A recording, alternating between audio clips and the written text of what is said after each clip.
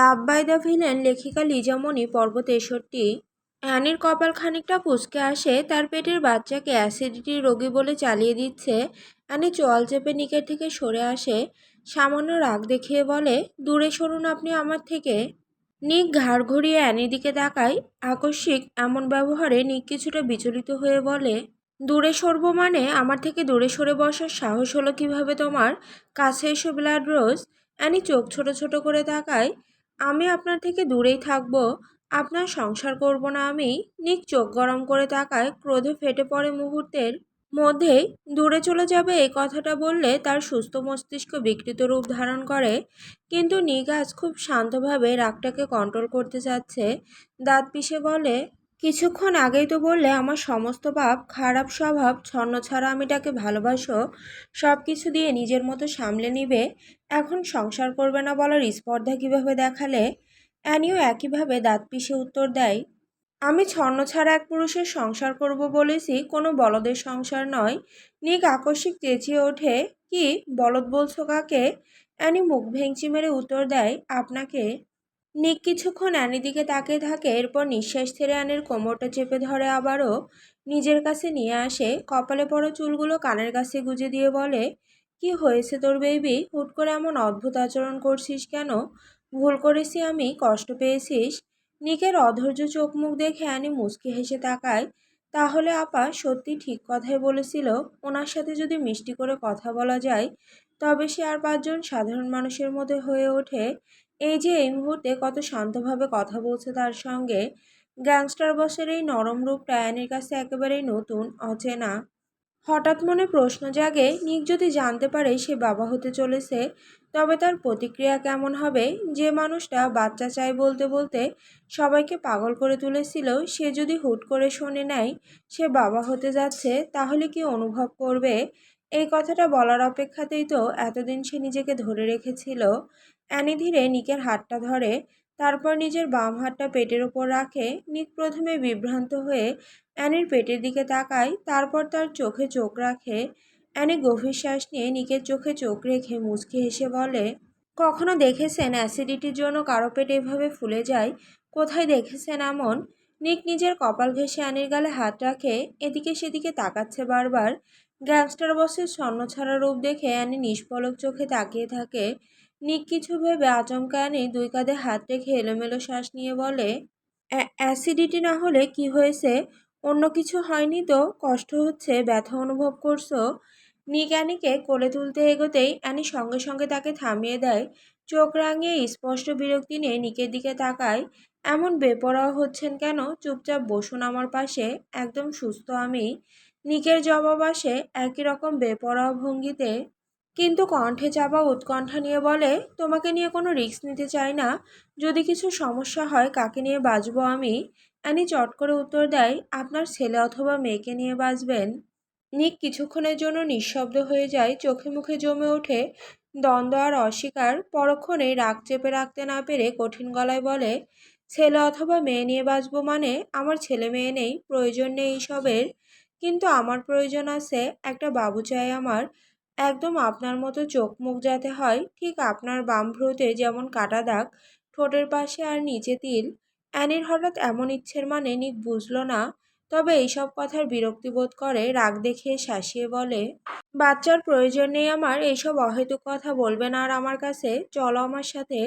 নিক অ্যানিকে পাজা কোলে তুলতে যায়, কিন্তু অ্যানি মুখ গোমড়া করে ঘাপটি মেরে বসে থাকে। নিক হেরে গিয়ে নিঃশ্বাস ছেড়ে অ্যানির সামনে হাঁটু ভেঙে বসে পড়ে। কি ক্ষমতা তোর ব্লাড রোজ! গ্যাংস্টার বসকে হার মানিয়ে দিচ্ছিস সামান্য অভিমান করে, অথচ সামনে কেউ চিৎকার করে কাঁদলেও মায়া অনুভব হয় না। বাচ্চার জেদ কেন ধরলে হুট করে? তোমাকে নিয়ে কোনো রিস্ক নিতে চাই না আমি। বাচ্চা জন্ম দিতে প্রচুর কষ্ট, আমি তোমার সাথে কাউকে ভাগ করে নিতে পারবো না। অ্যানি অবাক হয়ে বলে, সে আমাদের সন্তান হবে, ভাগাভাগির প্রশ্ন আসতে কোথা থেকে? নিজের সন্তানকে হিংসে করছেন। নিক ভ্রু ভাঁজ করে বলে, what does this matter? Here the child is mine or someone else, I won't share you with anyone. বাচ্চা পছন্দ করি না আমি। তোমার আর আমার মাঝে থার্ড কেউ আসলে সহ্য করতে পারবো না। তোমাকে হারানোর ভয়ে বাচ্চা চেয়েছিলাম, এখন সেই হারানোর ভয়টা নেই। আর একজন গ্যাংস্টার কখনো পিতৃত্বের স্বাদ গ্রহণ করতে পারে না, আর জেদ ধরবে না। অ্যানির চোখে পানি টলমল করে ওঠে। কেমন ছলছল চোখে তাকিয়ে থাকে বাহিরে। নিক কাউকে ফোন দিয়ে অ্যানির কাছে বলা হয়েছে ইমার্জেন্সি বুলেট প্রুফ গাড়ি রেডি রাখতে, অ্যানিকে নিয়ে হসপিটালে যাবে, সিট সব বুকিং রাখতে। অ্যানি সব শুনে একদম চুপ হয়ে থাকে। নিক কাছে আসলেই বলে, আমি একদম ঠিক আছি। এতদিন 24 ঘন্টা মেয়ে ডাক্তার ছিল, এখনও আছে। আপনার ভয় এখন আসছে না? নিক গম্ভীরতা নিয়ে বিরোধিতা করে বলে, একদম ঠিক নেই তুমি। শরীরের অবস্থা একদম বেহাল দশা। এমন অসুস্থ হলে সামলাতে পারবে না আমাকে? অ্যানি মুখ তুলে তাকিয়ে, আপনি আমাকে অসুস্থ বলছেন? অসুন্দর লাগছে তাই না? এই কারণে এমন কথা বলতে পেরেছেন? নিক অ্যানির দুই গালে হাত রেখে কপালে চুমু খায়, অধৈর্য হয়ে বলে, যে মেয়ের দিকে তাকিয়ে বছরের পর বছর আজীবন কাটিয়ে দিতে পারবো, তাকে অসুন্দর বলার আগে আমার জবান বন্ধ হয়ে যাক। যদি এমন সুযোগ থাকতো তুমি আমার সামনে প্রতিক্ষণ বসে থাকতে, তবে সেই সুযোগে কাজে লাগিয়ে তোমাকে দেখে চোখের তৃষ্ণা মেটাতাম। তুমি নিজেও জানো না তোমাকে নিয়ে কতটা তৃষ্ণার্ত আমি। অ্যানির নিকের দিকে তাকিয়ে মুচকি হাসে। নিকের হাতটা আবারও তার পেটের ওপর রেখে বলে, পেট ফোলার কারণও বলছি। একটা কথাও বলবেন না এখন? শুধু কিছু অনুভূতি অনুভব করুন। অনুভব করতে পারছেন কিছু? নিক অ্যানির কথার মানে বুঝলো না। কি আশ্চর্য, গ্যাংস্টার বস একজন নারীর কথায় একদম চুপ হয়ে যায়। অ্যানির কথা অনুযায়ী তার পাশে বসে, কিন্তু চোখ মুখে ছিল দুশ্চিন্তার ছাপ। অ্যানি আলতোভাবে নিকের হাতটা ধরে নিজের তলপেটের ওপর রাখে। নিক কপাল কুঁচকে তাকায়। অ্যানি কথা বলতে পারছে না, তার সব কথা গলায় আটকে আসছে। কোনো রকম উচ্চারণ করে বলে, অনুভব করুন গ্যাংস্টার বস, অনুভব করুন আপনার অস্তিত্বকে। আরেকটা নিক জেব্রান আসলে কিন্তু ব্যাপারটা মন্দ হয় না। অ্যানের কথার অর্থ বুঝতে পারিনি প্রথমে। হুট করে বিষয়টা ভাবতেই নিক ঠোঁট চেপে ধরে নিজের। তার মতো একজন রক্তশীতল মস্তিষ্কের গ্যাংস্টার, যার কাছে মানুষের জীবনের কোনো মূল্য নেই, তার জন্য এই খবরটা ছিল একটা প্রচণ্ড মানসিক ধাক্কার মতো। খবরটা শোনা মাত্রই তার শরীরের রক্ত এক মুহূর্তের জন্য জমে বরফ হয়ে যায়। যে মানুষটা সারা জীবন শুধু ধ্বংস করতেই শিখেছে, আজ সে জানতে পারলো তার অংশ সৃষ্টি হতে চলেছে। নিকের পাথরের হৃদয়ে শুরুতে কোনো আনন্দ হলো না, কেমন এক অদ্ভুত অস্বস্তি আর রাগ দানা বাঁধল। কোনো অনুভূতি এই ভেতরে কাজ করছে না, অদ্ভুত ভয় তাকে ঘিরে ধরেছে। নিক চট করে অ্যানির হাত সরিয়ে ফেলে। নিজের হাতের দিকে এক পলক তাকিয়ে অ্যানির দিকে তাকায়, যেখানে তার হাত ছুঁয়েছিল এতক্ষণ। চোখে মুখে ক্রোধ আর দুশ্চিন্তা। অ্যানি ভেবেছিল নিক অনেক খুশি হবে, কিন্তু এমন রিয়াকশনের অর্থ বুঝল না সে। নিক মাথায় হাত চেপে ধরে কয়েক মুহূর্ত ঘন ঘন শ্বাস নেয়। বুকের ভেতর জমে থাকা অস্থিরতা যেন আর ধরে রাখতে পারছে না সে। নিকের এই উন্মুখ অধৈর্য রূপ দেখে অ্যানি শুকনো ঢোক গিলে ফেলে। ভয়ে তার গলা শুকিয়ে আসে। অ্যানি সাহস করে নিকের কাঁধে হাত রাখতেই পরের মুহূর্তে সবকিছু ওলটপালট হয়ে যায়। নিক হঠাৎ হ্যাঁচকা টানে তাকে নিজের বুকে চেপে ধরে। তার শক্ত বাহুর চাপে অ্যানি যেন নিঃশ্বাস নিতে ভুলে যায়। চোখ লাল হয়ে ওঠে নিকের, চোয়াল শক্ত হয়ে কাঁপতে থাকে। কণ্ঠে আগুন ও রাগে গর্জে ওঠে সে, আমার জায়গা থেকে সব রকম নিরাপত্তা দিয়ে রেখেছিলাম, তাহলে বাচ্চা আসার মতো ভুল কিভাবে হলো? তুমি আমার অনুমতি না নিয়ে এত বড় কাজ কিভাবে করলে? শেষ কথাটা নিক বলে ওঠে তীব্র রাগ আর ধমকের সঙ্গে। অ্যানি আর নিজেকে সামলাতে পারে না। চোখের কোণে জমে ওঠা জল টলমল করতে থাকে। গলা বেঁধে আসে। বুকের ভেতর চাপা হাহাকার জমে ওঠে। কোনো রকমে কান্নাটা আটকে রাখার চেষ্টা করে সে, কিন্তু ঠোঁট কাঁপা থামাতে পারে না। নিকের এমন ভয়ানক রাগের শিকার হবে এটা সে কল্পনাও করেনি। কাঁপা গলায় অ্যানি বলে, আমি কিছু করিনি। নিক শুনল না সেই কথা, দাঁত পিষে ধমকে ওঠে, কিছু না করলে হলো কিভাবে? সত্যি করে বলবে লাস্টবার মেডিসিন খাওনি? আমি নিজ হাতে খাওয়ানোর পরও কিভাবে মিস করলে, ফেলে দিয়েছো? অ্যানি চোখ মুখ খিচে ফেলে, কেঁদে দিবে ভাব। আমি মেডিসিন ফেলে দেইনি, আমি প্রেগনেন্সি নিয়ে নিজেও জানতাম না। বরং আপনার অ্যাক্সিডেন্টের দিন জানতে পারি আমি প্রেগনেন্ট। এটা নিয়েও এতটা শিওর ছিলাম না। শিওর হতে গেলে ডাক্তারের কাছে যেতে হতো। প্রেগনেন্সি নিয়ে তখন চিন্তায় ছিলাম না। আমি ছটফট করেছিলাম আপনাকে নিয়ে। আরিশ ভাইয়া বলে গিয়েছিল কোথাকার যুদ্ধ আছে, এতে আপনার বিপদ হতে পারে। সময় পাইনি এটা জানার, কিন্তু পরবর্তীতে জানতে পারি যখন আপনার অ্যাক্সিডেন্টের খবর শুনে আমি জ্ঞান হারিয়ে পড়েছিলাম।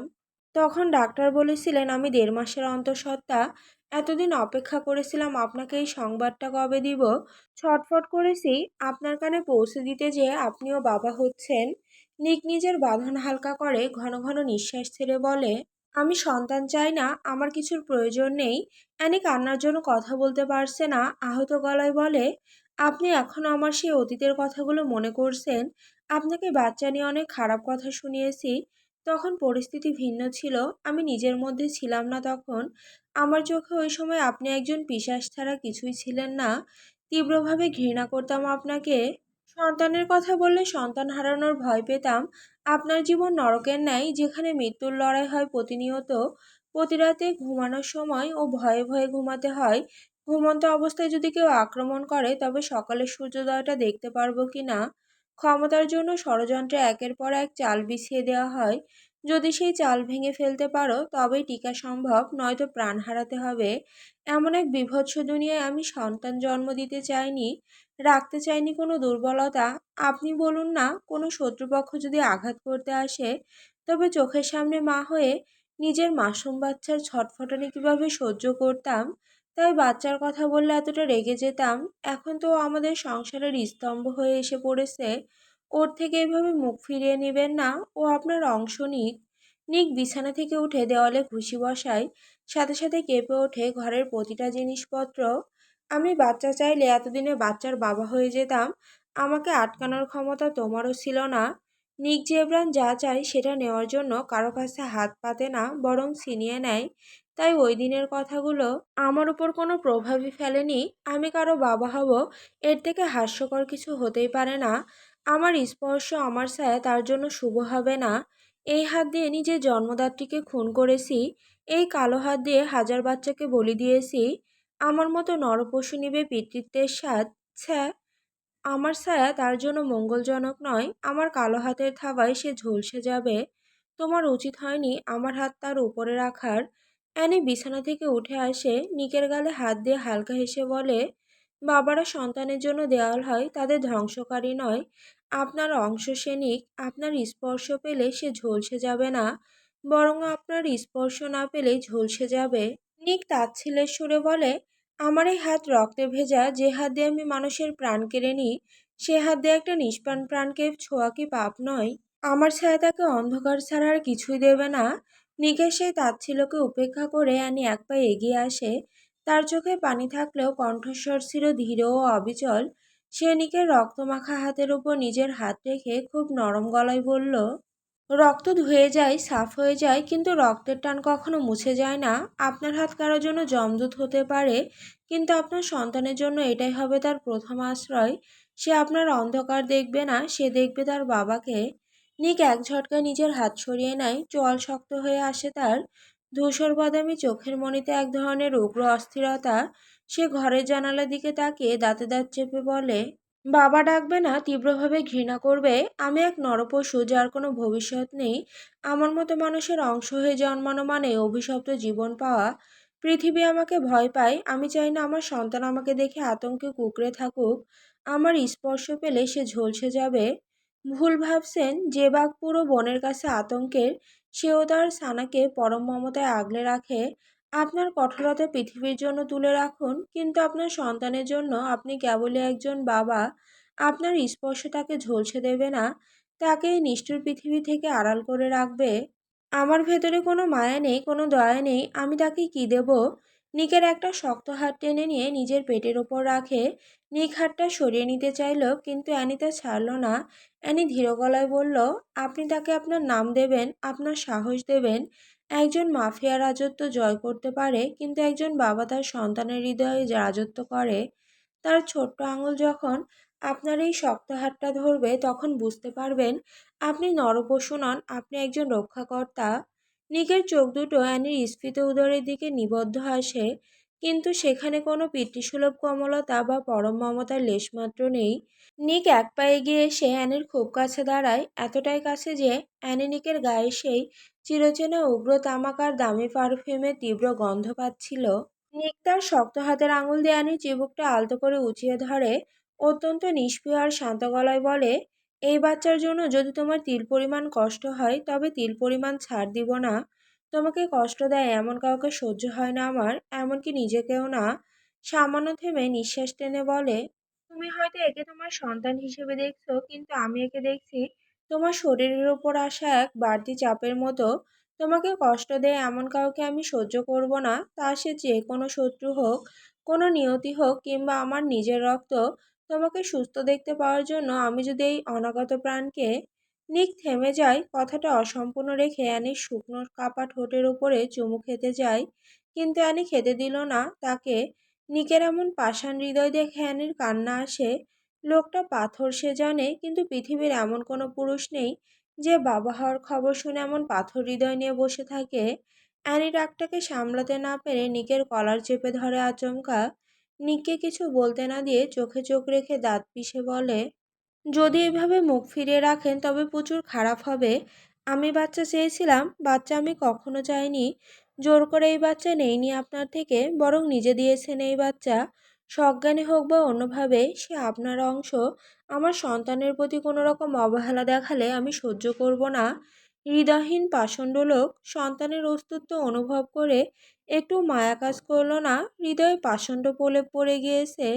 এই 6.5 মাস নিজে নিজে সব সামলে নিয়েছি, আর বাকি দিনগুলো নিজেই সামলাতে পারবো। লাগবে না আপনার কোনো ভালোবাসা। অ্যানি কথাগুলো এক নিঃশ্বাসে বলে ওয়াশরুমে গিয়ে দরজা আটকে দেয়। এই মুহূর্তে নিকের সামনে দাঁড়াতে ইচ্ছে করছে না, কান্না আসতে বুক ভেঙে ভেতরটা ফেটে যাচ্ছে। ওয়াশরুমের পিচ্ছিল মেঝেতে বসে অ্যানি নিজের মুখাবয়ব হাতে আবৃত করে রুদ্ধশ্বাসে ক্রন্দন করতে থাকে। নিকের সেই পাষাণোচিত বাক্যবাণগুলো ওর অন্তঃকরণকে এক নিদারুণ দহনজ্বালায় দগ্ধ করছিল। যে মাতৃত্ব নারীর শ্রেষ্ঠ অলংকার, নিকের দৃষ্টিতে তা যেন এক অসহনীয় আপদ।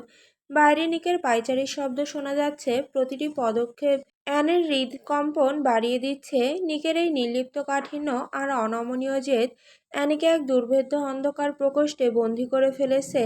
তার অনাগত সন্তানটি এমন পিতার ছত্রছায়ায় আসতে চলেছে, যার কাছে মমতা এক প্রকার মানসিক দুর্বলতা।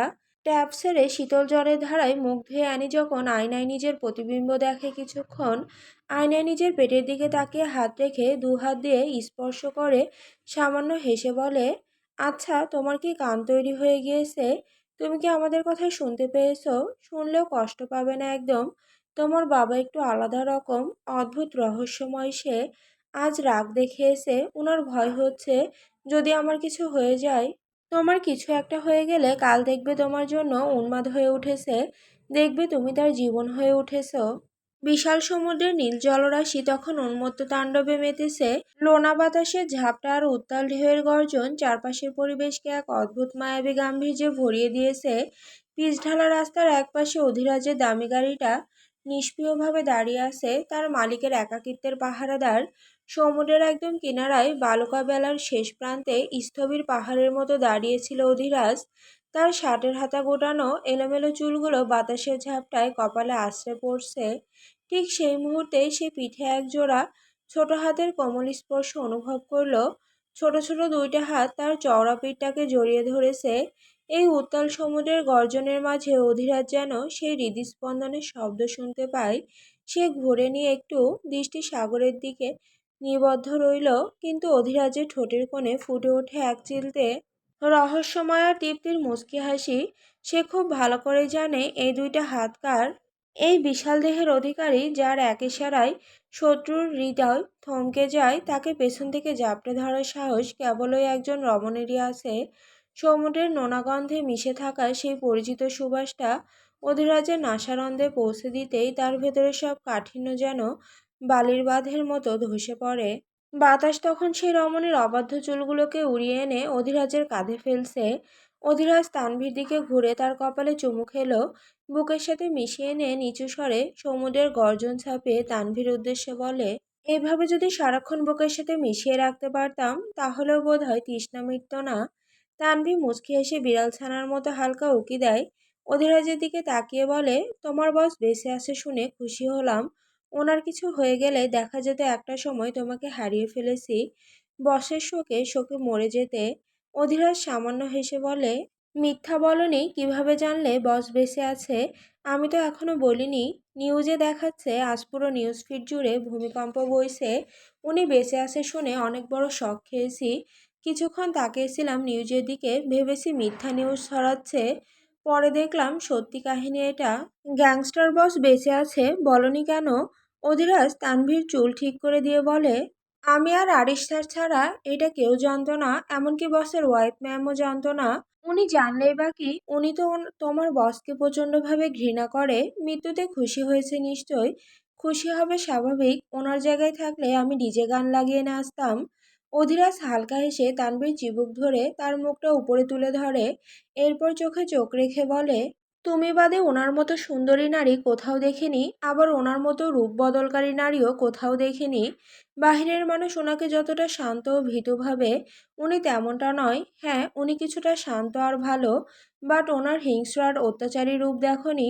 জেটকে উনি মেরেছে, তাও খুব নৃশংসভাবে। তানভি আচমকা চেঁচিয়ে ওঠে, হোয়াট? এই নরখাদককে উনি মেরেছে মানে? এমন হিংস্র ব্যক্তিকে কিভাবে মারলো? অধিরাজ কাঁধ নাড়িয়ে বলে, কিভাবে মেরেছে জানি না, তবে তার মৃত্যু খুব নৃশংসভাবে হয়েছে। পুরো শরীর ছিল খণ্ডবিখণ্ড আর বিকৃত। কোনো সাধারণ মানুষের ক্ষেত্রে এতটা জঘন্যভাবে কাউকে খুন করা সম্ভব নয় তানভি। ওনাকে একটা লোক স্পর্শ করতে এসেছিল, উনি তাকেই মেরে দিয়েছে। ওই দিন থেকেই বুঝতে পারি এই গল্পে উনি যতটা সহজ, উনি ঠিক ততটা সহজ নয়। উনি একজন সাইকোপ্যাথ রূপী নরখাদককে মারার ক্ষমতা রাখে। তানভি ঠোঁট ভিজিয়ে নিজের পরমুহূর্তে বলে, একদম ঠিক কাজ করেছে, ওই জানোয়ারটাকে মেরে ফেলা উচিত ছিল। যাক, কেউ অন্তত মেরেছে। খুব খুশি হয়েছি, বলে বোঝাতে পারবো না। দেখে নিও তোমার বসকে আবার কবে আক্রমণ করে বসে। অধিরাজ ফিসেল হেসে বলে, বসের কান আর চোখ বাজ পাখির মতো। দূরে কেউ তাকিয়ে থাকলেও বস অনুভব করতে পারে। খুব সহজেই শত্রুদের ঘায়েল করতে পারে। ওনাকে আক্রমণ করা এতটা সহজ নয়। আর তুমি যার কথা বলছো সে কোনোদিন আক্রমণ করবে না। বসের মৃত্যুতে উনি হাসেনি, বরং মানসিক রোগীতে পরিণত হয়েছে। তানভি বুঝতে না পেরে বলে, মানে? মানে উনি বসের মৃত্যু মেনে নিতে পারেনি, দিন দিন পাগল হয়ে যাচ্ছিল, সারাক্ষণ বসকে কল্পনা করত। ডাক্তার বলেছিল এইসব রোগীরা হুট করে মারা যায়, চিন্তায় ছিলাম খুব। ওনার কিছু হয়ে গেলে বস বেঁচে গিয়েও আবার মরে যাবে। তানভি অবাক হয় প্রচুর, সমুদ্রের দিকে তাকিয়ে বলে, অদ্ভুত ভালোবাসা এদের, একজন আরেকজনের প্রেম স্বীকার করে না, অথচ কেউ চোখের আড়াল হয়ে গেলে আরেকজন বেপরোয়া হয়ে যায়। অধিরাজ তানভীর কোমর পিছন থেকে চেপে ধরে সামনে হেঁটে যায়। একটা পাথরের উপরে বসে বলে, এই যে বললাম দুজন এই রহস্যময়, তাছাড়া পাগলে পাগলে মিলেছে ভালো। তানভি খোঁচা মেরে বলে, বা নিজের প্রাণপ্রিয় বসকে পাগল বলছো যে আজ বিশ্বাস হচ্ছে না। অধিরাজ থমথমে খেয়ে বলে, আমি অন্য পাগলের কথা বুঝাইনি। বস ম্যামের জন্য পাগল সেটাই বুঝিয়েছি। ওদের কথা বাদ দাও, কষ্ট পেয়েছো তুমি? তানভি অধিরাজের দিকে ঘাড় ঘুরিয়ে তাকিয়ে বলে, কষ্ট পাবো কেন আমি? তুমি তো আমার কাছেই আছো। অধিরাজ অপরাধী গলায় বলে, তোমাকে বলেছিলাম বউ সেজে বসে থাকতে, তুমি আমার জন্য বসেছিলে অথচ আমি আসিনি। তানভি মলিন হেসে বলে, কষ্ট তো অনেক পেয়েছিলাম রাজ, অস্বীকার করব না। ভেবেছিলাম তুমি বিয়ের নাম করে আমাকে ধোঁকা দিয়েছো। 2 দিন পর্যন্ত তোমার কোনো খোঁজ মেলেনি, এতটা কেঁদেছি যে ভাষায় প্রকাশ করতে পারবো না। পরে যখন শুনলাম নিক জেব্রান বোমা হামলায় নিহত হয়েছেন, তখন বুঝেছি তোমার না আসার কারণ। কিন্তু এরপরও ভয় হচ্ছিল তোমার যদি কিছু হয়ে যায়। ছুটে গেলাম মিনারের দিকে, গার্ডরা জানালো তুমি ঠিক আছো, চিন্তামুক্ত থাকতে।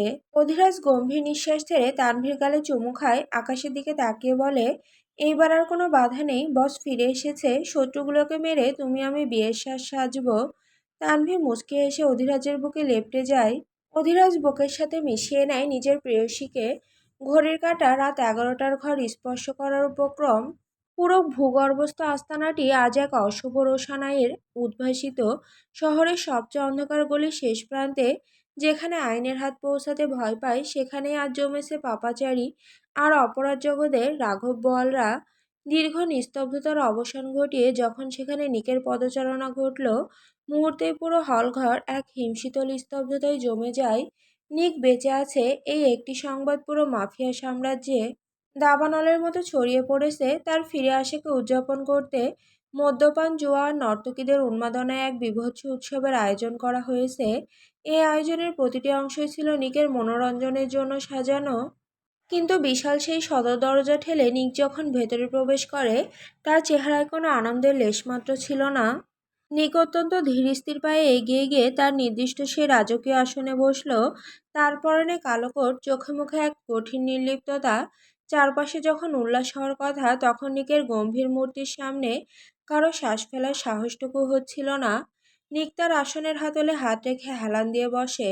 গ্যাংস্টার বসের দুচোখ যেন একজোড়া তৃষ্ণার্ত বাজ পাখির মতো তীক্ষ্ণ, নির্দয় এবং অনুসন্ধিৎসু।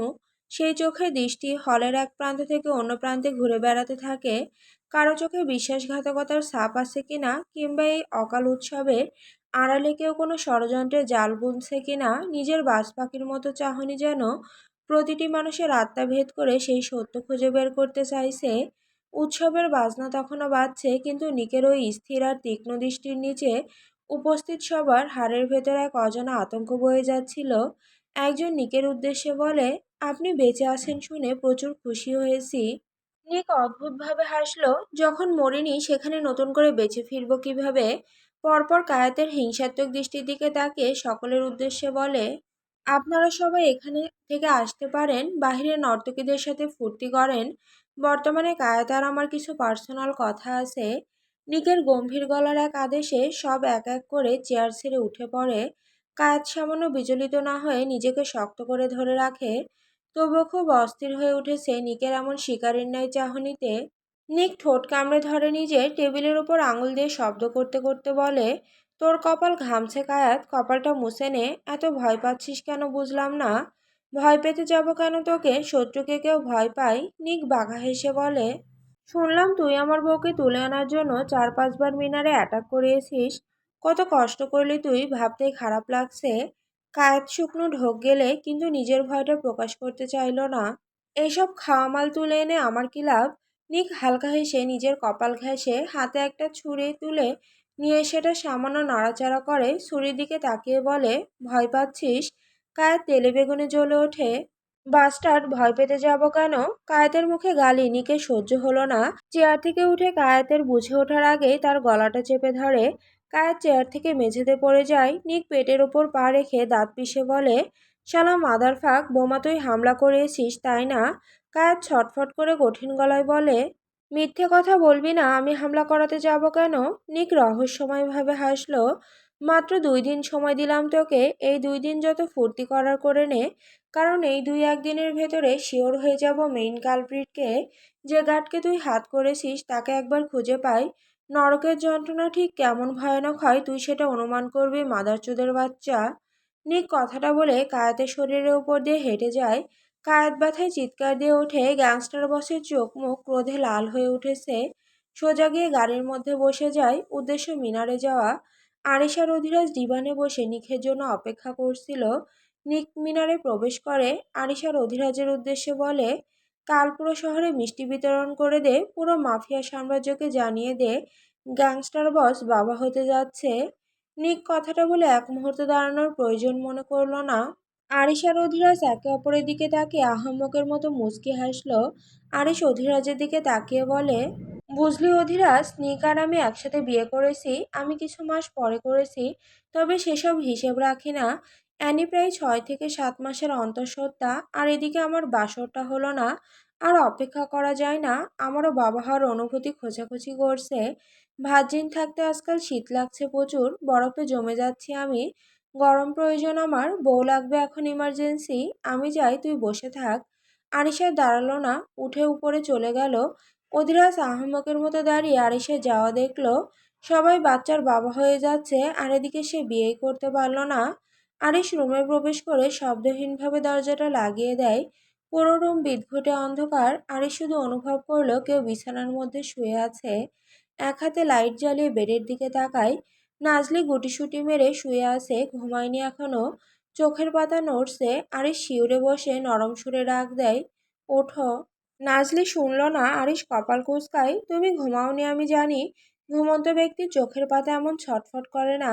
আরিশ কথাটা বলে নাজলির কপালে হাত রাখে, সামান্য ঝুঁকেছিল চুমু খাওয়ার উদ্দেশ্যে। নাজলি চট করে সরে যায় সেখান থেকে। চোখ মুখ একদম ফুলে গিয়েছে কান্নার ফলে। আরিশ হতবাক হয়ে তাকিয়ে আছে। এভাবে কেঁদে বুক ভাসাবে সে কল্পনা করেনি। তাই তো এতক্ষণ আসেনি। যদি জানতো এভাবে কাঁদবে তাহলে তো সাথে সাথে এসে পড়তো। নাজলি রাগ দেখিয়ে বলে, 10 হাত দূরে থাকুন আমার থেকে, বেইমান। আরিশ বিছানা থেকে উঠে দাঁড়ায়। কি বেইমানি করেছি আমি? নাজলি খেপে যায়, একটা মেয়ের জীবন নষ্ট করে দিয়েছেন, আপনাকে বিয়ে করে আমার জীবন যৌবন শেষ। আরিশ কপাল কুঁচকে বলে, যৌবনে তো হাতই দিলাম না, যৌবন কিভাবে শেষ করলাম? আরিশের এমন নির্লজ্জ কথায় নাজলি দাঁত পিষে বলে, বের হয়ে যান রুম থেকে। কি দেখতে এসেছেন এখানে? আমি বেঁচে আছি নাকি মরে গিয়েছি সেটা? আরিশ এইবার কিছুটা গম্ভীর হয়। তোমার রাগ আর অভিমানের কারণ আমি জানি। খোঁজ বা দেখা করার মতো পরিস্থিতি বা সময় ছিল না আমার কাছে। চারিদিকে শত্রুরা খাপ পেতেছিল। গার্ডদের মধ্যেই সবথেকে বড় বিশ্বাসঘাতক লুকিয়েছিল। আমি যদি মিনারে আসতাম তবে শত্রুরা আমার উপর অ্যাটাক করত। এমনও হতে পারে আমাকে অনুসরণ করে নিক পর্যন্ত চলে গিয়েছে। তোমার কি মনে হয় তোমাকে দেখার জন্য হৃদয় ছটফট করেনি? অবশ্যই করেছে। কিন্তু অনেক সময় ষড়যন্ত্রের কাছে আবেগ হেরে যায়, দূরত্ব বাড়িয়ে দেয় দুজনের মধ্যে। আর এই সাময়িক দূরত্ব ভবিষ্যৎ সুন্দর করে। নাজলি ঠোঁট কামড়ে ধরে এদিক সেদিক তাকায়, কান্নার ফলে কথা বলতে পারছে না। আরিশ পায়ের শুজ খুলে এক লাফে বিছানায় ওঠে। নাজলির কম্পিত শরীরটা নিজের বুকের সাথে মিশিয়ে সান্ত্বনা দিয়ে বলে, আমি এতটা খারাপ নই, তোমার সাথে রাগ দেখালেও আগলে নিতে জানি। নাজলির কান্নার বেগ আরও বেড়ে যায়। আরিশ পরে মহাবিদ্যালয় মেয়ে মানুষকে আদর করলে আরও মাথায় চেপে বসে। এভাবে কাঁদবে সারা রাত, কষ্ট হচ্ছে কিন্তু। নাজলি বুকে মাথা রেখে বলে, এভাবে কেঁদেছি এই 5 মাস, তখন কষ্ট লাগেনি? লেগেছিল কিন্তু আসতে পারিনি। একটা জিনিস খুব উপকার হয়েছে, যা আমার কাছে অমূল্য রত্নের মতো। নাজলি নাক টেনে বলে, কি? আরিশ মুচকি হেসে বলে, দূরত্ব না থাকলে ভালোবাসা অনুভব করা যায় না। এই একটা দূরত্ব থেকে অ্যানিনিককে অনুভব করলো, আর তুমি অনুভব করলে আমাকে। না হলে কিভাবে বুঝতাম তোমার মতো জঙ্গলিও যে ভালোবাসতে জানে? নাজলি চোখ ছোট ছোট করে তাকায় আরিশের দিকে। ভালোবাসি কখন বললাম? আরিশ অবাক হয়ে বলে, আমার জন্য কেঁদেছো, এটাই তো ভালোবাসা? নাজলি একদম নাখোশ করে বলে, আপনার জন্য কেঁদেছি কে বলল? আমি কেঁদেছি তার কারণ ছিল আপনার সাথে কত ঝগড়া করেছি। এখন আপনার যদি কিছু হয়ে যায় তবে আমার মাপ চাওয়া আর হবে না। কারো কাছে মাপ না চেয়ে কবরে গেলে শাস্তি পেতে হবে, সেই ভয়ে কেঁদেছি আমি। আপনার জন্য কাঁদতে যাব কোন দুঃখে? আশ্চর্য, দেখি সরুন। নাজলে বিছানা থেকে নেমে যায়। আরিশের মাথা ঘোরাচ্ছে যুক্তি শুনে। শাস্তির ভয়ে কেঁদেছে? Like seriously? এখনও কেঁদেছে? চোখ দুইটা ফুলে লাল হয়ে আছে। পুরো অভিমান দেখেছে, ছলছল দৃষ্টি দেখেছে সে। আরে এই মেয়ে বলছে শাস্তি পাওয়ার ভয়ে কেঁদেছে। হায় আল্লাহ, এমন ঘাড়তারা মেয়ে কেন আমার কপালে রাখলে? নাজলি দরজা খুলে বের হওয়ার জন্য প্রস্তুতি নেয়। আরিশ পথ আটকে বলে, বাহিরে কেন যাচ্ছ? নাজলি পিছনে তাকিয়ে বলে, আশ্চর্য, পথ আটকাচ্ছেন কেন? রুম থেকে বের না হলে আমি ঘুমাবো কোথায়? আরিশ নিজের রাগে নিয়ন্ত্রণ হারাচ্ছে। কপাট রাগ দেখিয়ে বলে, এত বড় বেড চোখে পড়ে না তোমার? ও, তাহলে আপনি বাইরে ঘুমাবেন? আমি বাইরে ঘুমাবো কেন? নাজলি ভ্রুকুচকে বলে, আমি আর আপনি এক বেডে ঘুমাবো এমন কিছু ভাবছেন? আরিশ নাজলির বাহু ধরে বলে, স্বামী স্ত্রী এক বেডে ঘুমায়, এটাই দুনিয়ার নিয়ম। নাজলি মুচকি হেসে বলে, সব স্বামী স্ত্রী ঘুমায় কারণ তাদের সম্পর্ক ওই রকম। তাদের মধ্যে ভালোবাসা অনুভূতি আছে, আপনার মতো নয়। যে সম্পর্কে ভালোবাসা নেই সেখানে এক বেডে ঘুমানোর প্রশ্নই আসে না। আরিশ দাঁতে দাঁত পিষে দরজার সাথে চেপে ধরে বলে, তুমি ভালোবাসলেই তো হয়ে যায়। নাজলি পিঠে সামান্য ব্যথা পায়, কিছুটা রাগ দেখিয়ে বলে, আমি কেন ভালোবাসবো আপনাকে? আপনি ভালোবাসেন এটা কোনোদিন স্বীকার করেছেন? যেদিন আপনি বলবেন সেদিন উত্তর কি দিব সেটা ভেবে দেখব। আপাতত আমাকে ছাড়ুন, আপনার জন্য অর্ধেক জীবন শেষ আমার। আমার হতভাগা জামাইটা অপেক্ষা করে বসে আছে আমাকে বিয়ে করবে বলে, অথচ এদিকে আমাকে আটকে রেখেছেন, তাকে বাসর করা থেকে বঞ্চিত করছি আমি। আপ নাজলি আর কিছু বলতে পারেনি। আরিশ হিংস্রতা নিয়ে চেপে ধরে নাজলির ঠোঁট। আকস্মিক এমন হিংস্র থাবায় নাজলি ছটফটিয়ে ওঠে। আরিশ মাথার ওপর দিয়ে চেপে ধরে নাজলির 2 হাত। অন্য হাত দিয়ে কোমর চেপে ধরে, ঠোঁট চুম্বনে মিলিত হয়। নাজলি যতবার ছটফট করে ততবার হিংস্রভাবে কামড় পড়ে তার নরম ঠোঁটে। আরিশের চোখ বন্ধ, তার অবাধ্য হাতের বিচরণ জামা ভেদ করে উন্মুক্ত মাংসে খামচে ধরে। আরিশ নাজলিকে বাজু কোলে তুলে বিছানায় শুইয়ে দেয়। নাজলি সরে যেতে চাইলে হ্যান্ডকাপ দিয়ে হাত বেঁধে ফেলে। আরিশ ঘন ঘন নিঃশ্বাস টানছে। ঠোঁট ব্যথার কারণে নাজলি কথা বলতে পারছে না। কোনো রকম উচ্চারণ করে বলে, কুত্তার বাচ্চা, আমার ঠোঁট কি তোর বাপের সম্পত্তি?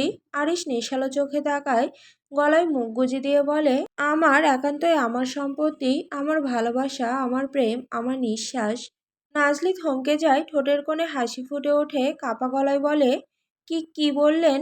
আরিশ কানের দিকে চুমু খেয়ে ফিসফিস করে বলে, ভালোবাসি তোমাকে। এই কণ্ঠে পরপুরুষের নাম সহ্য হয় না, আগুন লাগিয়ে দিতে ইচ্ছে করে। নাজলি ঠোঁট চেপে ধরে নিজের, চোখ দিয়ে বিরতহীনভাবে পানি গড়িয়ে পড়ছে। এই শব্দটা শোনার জন্য কত ছটফট করেছে সে। অবশেষে একটু তেড়ামি করার ফলে শোনার ভাগ্য হলো। নাজলি আরিশকে উঠাতে চাইলো, আরিশের নিঃশ্বাস এলোমেলো, কেমন অদ্ভুতভাবে তাকে টেনে নিয়ে যাচ্ছে। আরিশের এমন ছন্নছাড়া উন্মাদ রূপ দেখে নাজলি ভড়কে যায়।